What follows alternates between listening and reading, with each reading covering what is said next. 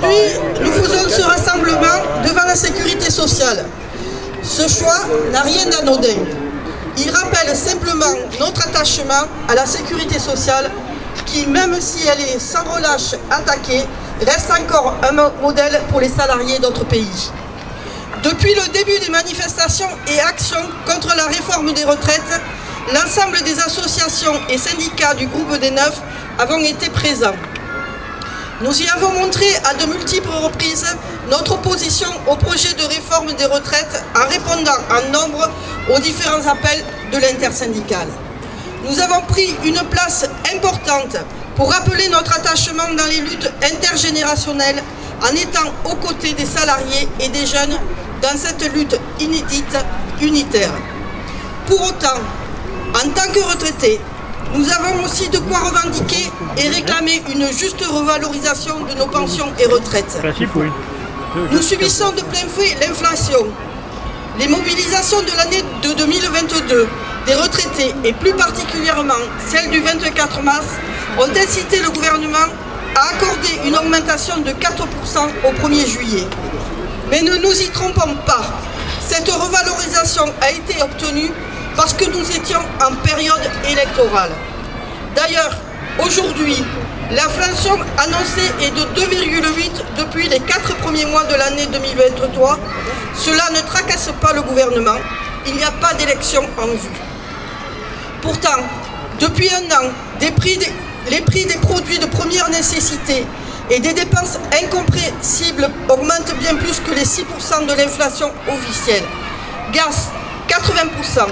Électricité, 28%, pâtes, 37%, légumes frais, 33%, beurre, 30%, fromage, 25%, viande, poisson et œufs, 16,4%. Voilà la réalité, même si le gouvernement, par des effets de manche, essaie de nous faire croire qu'il se préoccupe de la situation. La réalité, c'est que les retraités sont de plus en plus pauvres.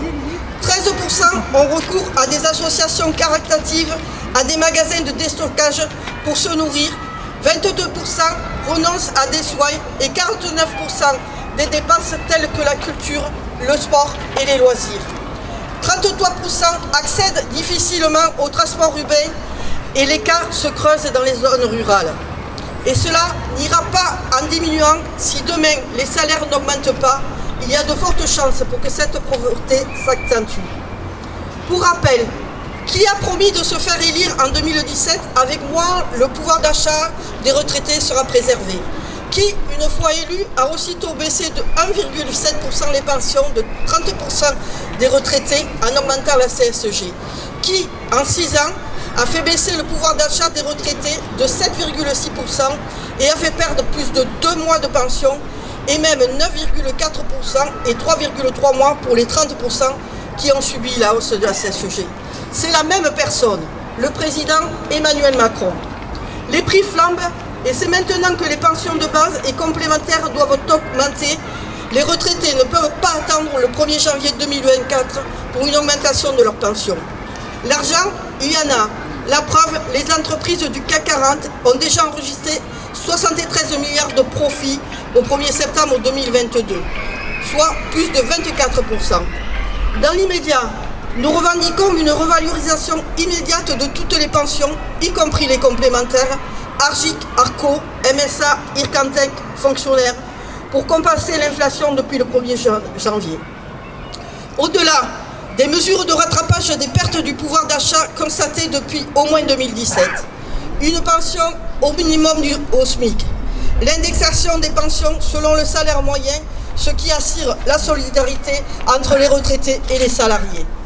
L'argent existe et nous ne voulons plus être pressés comme des citrons. Nous avons le droit de vivre pleinement notre retraite. N'oublions pas que nos revendications pour que les retraités vivent dignement sont liées au bien-être des futures générations de retraités. C'est aussi cela, les liens intergénérationnels. Poursuivons dans l'unité nos luttes communes pour faire entendre la voix des retraités et faire avancer nos revendications. Je vous remercie.